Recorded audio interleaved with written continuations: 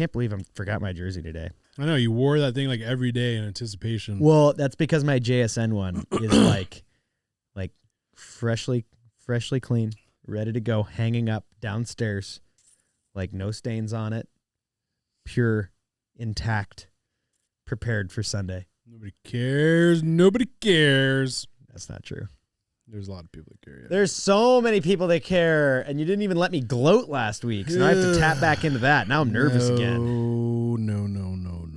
There's lots of stuff happening. We got to talk about. There's so much stuff happening. So much stuff talking about. So much stuff happening.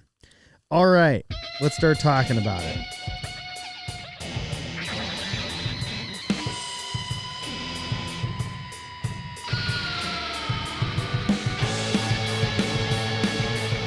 Welcome to the house, episode 66. If you need homeless or at-risk youth services, you can take it to my house, 300 North Willow Street, downtown Wasilla. Brian Fields. Hello. I'm Isaac Smolden. Brian. Yes. You want to talk about NBA news first? How long do I have to gloat? Like, where do you want to start here? What are we going to do? Let's just get it over with. The Seahawks are in the freaking fracking Super Bowl, and I have never been this confident in my team's ability to win a game. I'm so excited. You got to play the game any given Sunday, but the Seahawks beat what I think will end up being the number 2 team in the playoffs, the Los Angeles Rams, in a real close contest that goes the way of Seattle. The defense bent but did not break. Huge 4th and 4 stop. Sam Darnold, the GQ bus, God Emperor quarterback of the U.S., Sammy Dimes. I said, 150 yards, 1 touchdown, that's all you got to do. Sam said, actually, I need to do a whole lot more than that. This is the Rams. This is a serious football team. So he drops over 300 yards. Yeah. 3 tutties. I'm not listening to you. I hope you know that. Why are you tuning this out? This is great. Nobody cares. I don't think so. Why can't you just be happy for me? Because it's stupid. This isn't even fun when you're like, stupid. You're just like, you're not even like angry. Like I can't like gloat. You're just lethargic. Yeah. I need a little more energy from you. I can't. I thought you were the energy guy. Nope, not today. I need a little more energy. Not when we're talking about the Seahawks. Okay, Brian. So let me just get this straight. You're rooting for the Patriots this week then? No. I'm rooting for just an utter ugly game that just shows that neither of these teams should have been here in the first place. I disagree. You think, are we going to get into this right now? You think neither of these teams should have been here? You think that, both these teams just fluked into a Super Bowl? I think it's a fluke year. It's a fluke year. None of the contending teams were even in the playoffs. Like, none of the teams that have been running the NFL were in the playoffs. Maybe it's a changing of the guard. I'll give you Maybe that. it's a changing of the guard. How about that? You beat a freaking IR-ridden San Francisco 49ers. Well, right. Who did the Seahawks play in the first week of the playoffs? Oh, no one, because they won the NFC because West. The Bears choked. They won the entire NFC That's because they were 14-3. The Bears choked away the first round bye. That's a real shocker. Calling this a fluke? It's a fluke year. Year is crazy. If you would have said at the beginning of the year the Seahawks and the Patriots will be in the Super Bowl, people would have been like, "That's the hottest take of the year." No one would have believed you. Absolutely, no one would have believed you. It's a fluke. But I don't think it's a fluke. Oh, God. It's not a fluke. Okay. Schneider deserves GM of the year. This defense is so well crafted and is going to be good for years to come. And what did I say at the start of the year in the previews? What's their offense going to do, though? What did I say at the start of the year, Brian? What is their offense going to do? Well, they dropped their quarterback dropped over 300 yards and 3 touchdowns in the NFC Championship. You think that's going to look the same next year? When are we going to stop doubting the greatest ever quarterback? I'm not doubting of all time, Sam Darnold. I'm not doubting it. What I'm asking you, you don't think that? Did you not see what happened in Detroit this year? First of all, How dare you What? try to rain on my parade the week before the Super Bowl? Why can't you just be happy for me? Mr. My baseball team spent another $4 bazillion on the top free agency prospect because they're going to single-handedly bring us to a lockout. I need him to bring that money to the Lakers, dude. Why can't, what is he doing? First of all, why can't you just be happy that my football team does it? But more importantly, Brian. Yeah. If the Seahawks win a Super Bowl this year, why do I give a flying F about next season right now? You know, like that is a defeatist mentality. That you got to live for the moment. You got to stay focused on what's in front of you. Okay. You know, why are we worrying about the future? Well, why can't we just try to go out there and win a Super Bowl on Sunday? You don't think there's a single person in that building that isn't have in the back of their mind how many of my coaches are about to leave after this game because Clint Kubiak is leaving? No, I think that every single person in that locker room is like, holy cow, we have about as good of a chance to win a Super Bowl as you possibly could hope for. Okay. Holy cow. We have a chance to beat the New England Patriots and win this franchise's second Super Bowl. They're going to win. I mean, everyone's saying they're the better team. Absolutely, they're the better team on paper. That's what they're not the better coach team. I'll tell you that. They're not the better coach team. What Vrabel has been able to do just with some of the most what Vrabel has been able to do with water takes with the roster that he has. I love Mike Vrabel. With the roster that he has is insane. What a leader. Insane. I love Mike Vrabel. Have you watched Name a superstar. Have you watched any press conference, locker room? Go ahead. Go ahead. Name a superstar outside of Drake May on the New England Patriots. Stephon Diggs, superstar at getting ready to go to jail. Just kidding. He's not going to go to jail. Stephon Diggs a superstar? No, I'm not. Booty. Booty man. Kayshon Booty is not a Booty. He is not a superstar. He's got a superstar last name. Yeah, he does. Yeah, he does. It ain't your beauty.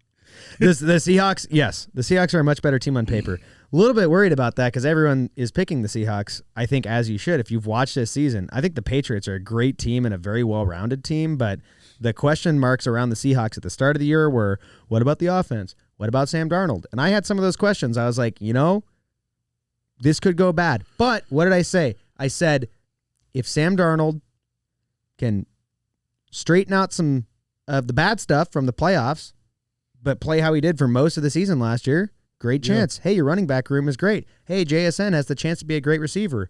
Like, you need some stuff to line up. And what did Brian say? Oh, you really think that's going to happen? I'm Brian. I mean, you really think that's going to happen? And then guess what happened? Guess what happened? I was rewarded for my optimism. Okay. I was rewarded for my optimism. Even you had to convince yourself of that optimism. Like, you act like this is a no shocker that you guys are in. Not acting like it's a no shocker, but I think acting like the Seahawks fluked their way to a Super Bowl or that the Patriots fluked their way to a Super Bowl is so disingenuous. They barely played any playoff contenders. Yeah, you could definitely make that argument about the Patriots. Hey, who had the most wins against playoff teams this season in the NFL? Who was it? Do you know? Oh, wait, it was the Seattle Seahawks. So don't say they fluked their way to a playoffs. They're a great team this year. They're a great team this year. And I'm sorry, dude. It's gonna be a fluke year no matter what you say. And let me add this too. I think that Mike Vrabel is a great How NFL much time coach. Are we spending on this? I think that Mike Vrabel is a great NFL coach. Mike McDonald is a fabulous coach as well. Nobody's saying he's not. Fabulous coach. I think when you look at the tiers, I would take Vrabel all day. Again, look at his roster. They can both be good coaches. Okay. I think the narrative you're peddling is disingenuous. I think I'm pushing a button and you're being sensitive. And that I'm being sensitive because maybe I have some deep-seated doubts and trauma that I'm worried will come back to the surface if it doesn't go well this Sunday. Oh, man. Yeah. Maybe. Counterpoint. Shut up, Brian. Have you thought about that? Yeah. Have you maybe thought about that? Yeah. So, seriously, Final score prediction. Who you got?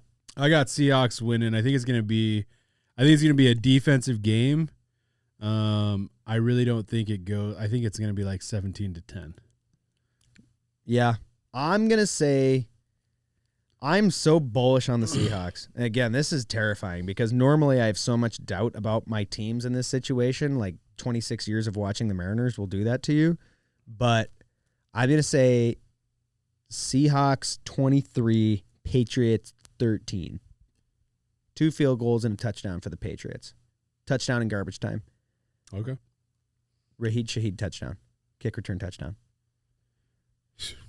One more, just for good measure. Sure. Just to rub it in. Sure. What are the odds on that? Okay, let's move on. Should I put money on that? Yeah, put money on it. Go ahead. Eat your heart out. Just don't throw the ball at the goal line. Moving on. Sorry. Did you see Mike McDonald go like, I'm getting tired of answering these questions? Yeah, bro, yeah. I'm tired of thinking about it too, Mike. And that's why you guys got to win. I don't have to think about it. I don't have to think about it anymore. Yeah. In other news, the Raiders are going to hire Clint Kubiak. In the NFL, no, I'm going to get into coaches, but I do want to talk about Bill Belichick and not being inducted this as a first ballot Hall of Famer, and neither was Robert Kraft. This is part of a larger conversation about why are we allowing like 50 dudes to just set history? Yeah. This has got to become more objective. Because now it's disgusting. It's the same reason why Ichiro didn't make the Hall of Fame unanimously this year. There's one voter that's like, oh, I'm so smart. I'm so smart. Ichiro actually was bad at baseball. Yeah. Oh, Bill Belichick? He actually got carried by Tom Brady. He won 6 championships, but terrible head coach. He has 8. He has the most wins. He has the most playoff wins of any head coach. He has the second most wins in NFL history. Listen, I hate the Patriots as much as the next guy, but like, let's try to be objective if you're in charge of setting the history of a sports league. And the problem that I have with it is, even if you want to say the Spygate, Deflategate, all of that, his record following that is still amazing. And now, not to mention what you have done to the Hall of Fame, is every coach inducted after this is going to have this analyzer all over about how does this guy make it as a first ballot, and if Bill Belichick didn't make it, you have set this standard that is insane that you can't possibly maintain. It's so stupid. It's so frustrating. Like, you see this all the time in every sport, specifically around the Hall of Fame, and like, the problem is that now all these guys that are voting on this have Twitters and blogs and are writing for the Athletic. I mean, I love the Athletic, but like, that they're going to vote no so that they can turn around and go like, oh, actually, this is why I did this, blah, blah, blah, blah. It's disgusting. Yeah, it's pretty bad. Yeah, it's pretty bad. I'm pretty disappointed, and I don't even like Bill Belichick. I don't like Bill Belichick either, and I think he's a weirdo. And I think he's getting everything that's coming to him at UNC. He should also just wait till his girlfriend tweets at you. Yeah. Anyways, in other news in the NFL, all of the coaching slots have been filled, except for one. Except for one that the Seahawks GM confirmed this week. So technically, you cannot confirm until after the game. You never know. Maybe they win and he stays. What? You could tell he is coming to Vegas. I think you just don't want to accept it. This is probably why you didn't want to move on from the subject, because you didn't want to acknowledge that your I don't like explosive offense is going to take a major hit. I don't like doing interviews before the Super Bowl. I hate it. Yeah, I get it. I get it too, because it's also like, as a play caller, are you really going to lay it all out on the line? I seen this in a podcast. It's like, are you going to be like, yeah, I don't want the Seahawks to have this play in 2027. No, I think that's dude. you can't tell BS. me. You can't tell me that Ben Johnson didn't have that when he coached that last game in Detroit. You have the chance to win a ring. He looked like a coach that was on his way out the door. I don't necessarily buy into that, but I think that when you know that you are accepting this job the day after this game is over, I think that subconsciously you've got one foot out the door. I'm not going to buy into like, oh, these are my super secret plays. He's got a staff to fill. I guarantee you he's already fielding phone calls. Yep. The whole nine. Yeah, I don't love it. For the Raiders, I think I'm nervous. I don't want to give it a good grade. You've just seen it so many times where teams try to swing on young, bright offensive minds. I think the plus side that we have with Clint Kubiak is just how much experience he has around the NFL and just kind of he's grown up around it, you know? And so, I don't know. I'm hopeful, but I'm not sold. And I'm super scared of what he's going to do with Fernando Mendoza. First time head coach too. Right? First time head coach. Yeah. And this will be his 8th team in like the last 8 years or something like that. Yeah. But he's handled adversity. He was the OC of the Saints that year when they came out 2-0. That offense looked insane. Yep. And then they got all beat to crap. Yeah. So he knows what that's like. You better get used to that because that's what you're walking into. I mean, you're walking into a dumpster fire. I get it. Like, it's an attractive job. You get the number 1 overall pick. You got a high character guy with a good arm, a high IQ that's coming in to replace your quarterback. Only has LinkedIn on his phone. Just won a national championship. If you were going to select a quarterback to be in Vegas, Fernando Mendoza is like the architect. Like, this is what you want. Like, hey, Fernando, do you want to go out after practice? Like, go out where? Go out where? What? Yeah. What? Guys, Mom's making me dino nuggies. We have to study the playbook. Where would we even go? What would we do? Actually, hang on. Sorry. Oh, man. Yeah, so it'll be interesting. It'll be interesting to see how that plays out. There's lots of reports coming out about Max Crosby. And that he has played his last down as a Raider, which what gave that away? I understand, but I think you're gonna have a hard time luring a high-profile defensive coordinator if you tell him the first thing that I'm gonna do is trade Max Crosby. So yeah, good luck with that one. It's gonna be interesting to see how the staff breaks out. There's just a lot of holes on the Raiders. There's a ton of holes and not a ton of, there's not a ton of lure to come to the Raiders with how much turnover that they've had and all of those type of things. So I don't know. We'll see. Is Clint Kubiak the guy? I will not give a take on if he is or not. Well, I mean, like you're just not going to know until what better option is out there for the Raiders? I think he was the best option. I like the swing. Yeah, I definitely. Yeah, like you the got swing. that's what I'm saying. Like you got to take the swing. Yeah. Does it solve anything? Maybe not. But you got to take a swing. Because at the very worst, right? The very worst that happens is that you keep him for 4 years. He's not the greatest leader, but he is a great offensive mind. Right. And he helps develop your young quarterback. Yep. So, it's just about as good of a shot as you could take. Yeah. It is still the Las Vegas Raiders, and that is the scariest thing about that if you're a Raiders fan. Yeah. The only other coaching hire that I want to talk about is the Joe Brady. I do not understand what this says to me. If I am a Bills fan, what this says to me is we have no direction, and there was a personal hissy fit behind closed doors. And that is the only reason why McDermott is not your coach right now. And that to me is absolutely crazy. Yeah. You got a new voice with the same message. This doesn't intrigue me all that much for the Bills fans. Yeah. Sorry. This is like maybe like what do you do? I just don't. I don't know. Sucks. Sucks to be a Bills fan. Sorry, Schooner. Yeah. Feel bad. Mike McCarthy went to the Steelers. That is hilarious. Yeah. And the Steelers. They are just the Steelers are committed to being mid. Because that's all Mike McCarthy did. He is a Super Bowl winning coach. You got to give him that.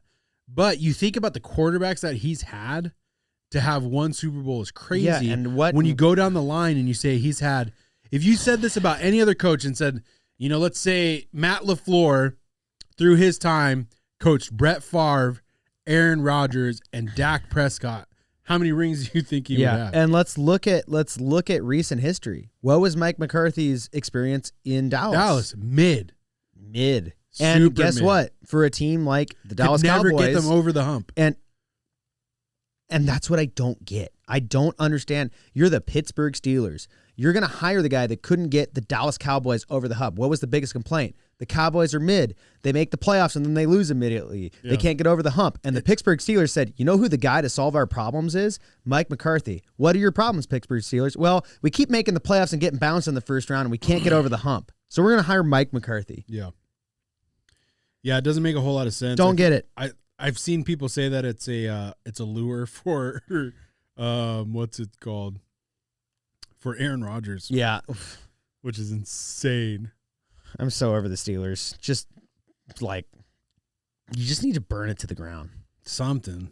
Do something. Yeah. It'll be I'm interested to see how that shakes out. The Browns hired Todd Monken, OC from Baltimore. I thought that was interesting. Schwartz is essentially saying, giving you the bird and saying, I'm out of here. How dare you not select me? And for me, Todd Monken, I feel like did you hear the reports about what the Browns were asking of their candidates? Mm-mm.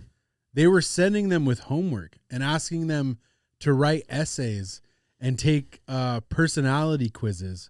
And hey, you're the Browns. Yeah, exactly. Exactly. They should be asking you for an essay. Yes, bro. How we're going to not be one of the worst run franchises in professional sports by the Cleveland Browns. Yeah. Yeah. For example, we are not going to trade for Deshaun Watson. In addition, we're not going to ruin Baker Mayfield's career. Yeah. In conclusion, we're sorry, the Cleveland Browns. Something. Disgusting. Yeah. Shut up. Yeah. NBA trade deadlines this week. Yes, it is. There's a lot of stuff happening. And Tell me about this stuff. It is going crazy. Explain to me the stuff. My phone has been going off all day. Some of it, In the most shocking news ever, James Harden has asked for a trade. How will we deal with this stunning revelation? Yeah. So there's also the Giannis Antetokounmpo sweepstake that everybody's trying to buy into, and it feels like some teams, because the Bucks have come out and said essentially we don't want a bunch of assets. We want maybe like a guy that we could put on the floor. And I mean, when I say assets, as far as like players, right? I don't want a bunch of players, but I do want assets. I said that backwards. And so it feels like there's a lot of teams trying to gear up when you have, like, this trade doesn't make any sense. Like the Cleveland trade doesn't make sense to me. I really like Darius Garland, and I hate James Harden. I think James Harden used to be really, really good. And then they traded Lonzo Ball for some second-round picks. And so it feels like there's some teams that are trying to acquire some picks in order to get into the sweepstakes. But you got to realize, like, Giannis has to want to come to your team as well. Yeah. That's a thing. I mean, I think that's interesting. I think that the most interesting trade that happened is Anthony Davis. Yeah. Being traded from Dallas to I'm so sorry, AD. I've always loved Anthony Davis, and get ready to learn and to get Washingtonian to get AD. To get traded, to be a player of his caliber and get traded in back-to-back seasons is absolutely insane. I mean, there is not, you can't name more than maybe 5 guys in the league that have the skill set that Anthony Davis has. Yeah, but he missed 54 games this year. I mean, I get the injury issues, right? I get that. We had that before he won a championship. and So I do think that this trade makes sense for Dallas, obviously, because your window is not. Yeah, you're 80s building. window. You're Your building window around is Cooper Cooper Flagg's Flagg's window. Yeah. So- you're building around Cooper Flagg, and it didn't really make a lot of sense too because Cooper Flagg is a power forward, and Anthony Davis has been very vocal about not wanting to play center because he's a little bit soft, but that's okay. This trade is. I haven't seen the NBA's crazy. Yeah, Because the amount of players that because went the in that amount trade? of stuff that went. Yeah, There's I've never seen four players each, and then the Dallas Mavericks get 2026 first round OKC, Yeah. 2030 first round pick from Golden State, 2026 second round pick from Phoenix, 2027 second round pick from Chicago, 2029 second round pick from Houston. No, Was Washington even allowed to have that many picks all at once? it's so hard. None to of those keep, picks are Washington's. It's so hard to keep track of who has whose pick, and then they have two. They have. You can add like lottery protection. Yeah. So aspects Golden to it. State's is top 20 protect. Answer me this.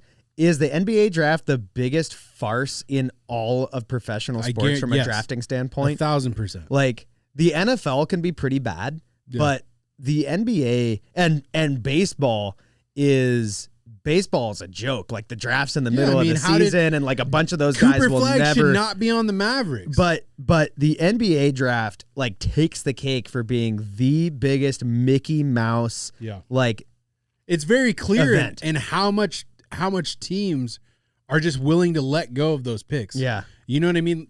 In the NFL, if you want a first round pick from a team, you better have some serious caliber player or a really high draft position in order to get that first round pick. And off of a I team. get I'm coming at it from a hockey standpoint where like because the NHL draft is I think maybe the most predictable draft of any of the four major sports because you have junior hockey and then you're playing, maybe major junior in Canada or you're playing university like you've been playing U16 like national development team like you have so much development before you even get to that point like there's a pretty obviously there's still risk involved as a GM but you have a pretty good idea of who you're drafting what's available like the European guys are playing like in the Swedish professional leagues you get to see so much hockey out of those guys and like I don't know is it just the fact that the college game is so much different than the NBA? Like, why does no one care? Well, why is no one seem to be able to use the draft other than OKC? The player development with these AAU circuits has really depleted the NBA draft prospect, and I think that's why you're seeing in the league when you're looking at the league. A majority of the top players in the league today are foreign players. Yeah. And I don't think it's very hard to hit. And then you think about it like second round picks mean absolutely nothing. Yeah. 9 times out of 10, that player doesn't even make the second roster. round pick is an NFL 7th round Yeah, pick. literally. So I don't know. I mean, I think we have a development issue as far as you have a lot of people that are coaching teams and have these organizations and are more focused on winning games than player development. We are also super into this time. Like I have my son in this basketball program and all they do is run drills. Like the whole hour that he's there, they run drills, different drills, layup drills, passing drills, dribbling drills, going around cones, so on and so forth. How are you learning the game of basketball through a drill? There's a balance there. I mean, right. Like you can train but that's what it is right? I need to train my body, but the idea of like training the brain and having a high IQ. And so you got to have an IQ for the game. You only get that by playing. Going into the pros without having that IQ, you're at an insane deficit. Yeah. Trying to come in against guys that could be LeBron James and 40 years old, but because they know how to play the game, can still do it at a high level. Hockey's in such a different position because in hockey, it's like we need to stop having like 12-year-olds play as many games as they're playing in 1 year. You Yeah. know, like it's interesting that that's your take on it. Yeah, ultimately, I don't think it's the number I don't one. think it's the games. I like how many games they're playing. I just don't think, like it's talked about all the time. Like if you're a middle school or a below coach and you're running a zone defense, you're absolutely trash. Because what you're saying is I want to win the game, but I do not care about my players learning how to play You defense. know who loves zone defense in middle school? This guy. Because I had only played basketball for 5th through 8th grade. Yeah. Because it was during hockey season. But my small, tiny school of 48 kids, But there's K through 8, had a tiny little basketball team. Point guard, love zone defense. Yeah. Love a zone defense. Because Put me at the top. Is it a 3-2? Okay, I'm at the top. Is it a box and 1? Okay, I just chase the guy around. Exactly. Then I just try to plant my feet and get run over to you don't know dodge how a to charging go over foul. screens. You don't know how to, like, it's just, that's what I'm saying. I don't think the way that that doesn't sound right either. It's not the games played or anything. It's the way that we're teaching them. It's teaching them these drills and trying to get their body right without equipping them and teaching them the game and screens and backdoor and different things of that nature, rather than, hey, play this zone defense so I can make sure that, when I go home, I can sleep okay. I just think it's trash. I just don't think that there's enough coaches out there that care about actual development of players. And I think that shows in the NBA. You're allowed to talk about that here. If you ever tell your son's basketball coach that conversation, you will become my new least favorite person, because I have those parents on a constant basis that I'm dealing with in youth hockey. And there's nothing worse than that. I feel you, unless man. Brian's going to start coaching. I appreciate you guys, and I appreciate I get it. I coached for a couple of years, and what I did was I tried to train around what you were going to experience in the game, right? So we did like full court layups, 3-man weaves, right? Like practicing your defensive shuffle, like different things of that nature. I just think there's not enough preference. You say, hey, I want you to go around this drill, but we're not taking the time to explain this cone. How is does a this defender translate to the game? Exactly. So I see. I understand. The kids what are you're just going through the drill. Yeah. And not translating. So you have to understand the why. Yeah. You have to understand the why. Yeah. As with anything in life. Yeah. I know we're like insanely long right now. Yeah. Chris Paul got moved to the Raptors. Yeah. He might retire instead of going to Toronto. Yeah. No. Well, because this was supposed to be his farewell tour in LA. And one of the big things about Chris Paul, he's super smart. He's been in the game for a long time, but he's gotten to a point. I don't know. Obviously, I don't know Chris Paul, so I don't know how true this is, but the reports are that he's uncoachable and that he kind of takes over a locker room. And Ty Lue and the coaching staff was just sick of that and benched him. And then we're like, we're going to get rid of you. But he's said multiple times, I'm getting to this point where, I got my kids. I'm not trying to go to 3 different teams in a year, and he's too old for that. And so there's a very good chance that he just retires. Lonzo Ball to the Jazz. Yeah, dude, when I first saw that, I thought it said LaMelo Ball. Oh, I forgot one too. I forgot one that happened yesterday where Jaren Jackson Jr. goes to the Jazz. The Jazz are loading up, by the way. I freaking hate that move. Why for the Jazz. Because you already have Lauri Markkanen, and I guess he's a 3-4. You can play him at the 4, but he plays at the wing because he's such a good shooter. Can you explain to me why the Jazz are doing anything but selling at 16? Because they've been 35? selling for 5 years. But they still suck. So keep selling and figure it out. And that's the other part that I don't get, where it's Jaren Jackson Jr. is not going to transform your franchise. So there better be another move to this, because if this is the move, you look stupid, I think. The Jazz are, and I'm so sorry, bad. Jaren Jackson Jr., because you thought you had it bad in Memphis. Welcome to Utah, my friend. Yeah. Where the sun doesn't shine. But they have a lot of really young, good players. If Ace Bailey can come along, they have some skill there. I just don't know. I don't know the answer for the Utah Jazz. I know it's not Jaren Jackson. I know that. No.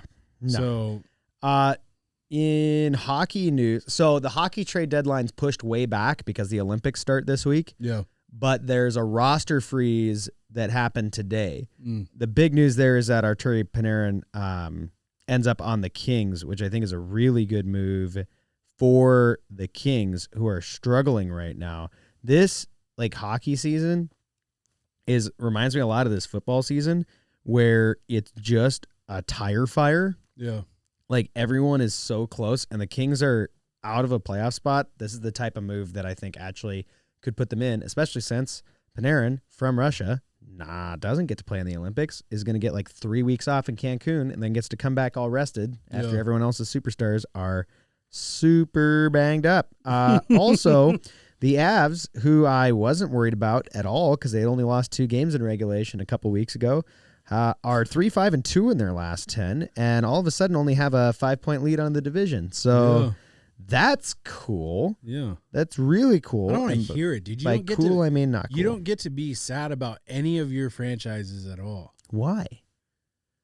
Because the Seahawks are in the freaking Super Bowl. It's so nice. I'm a Raider fan and a Laker fan. It's so nice. And I only just became a Dodger fan, so it's not even as glorious for it's cool that the 2 years I've become a Dodger fan, they won the World Series. Disgusting. But it doesn't make it as cool because I haven't been a fan for umpteen years. I'm like, we got it.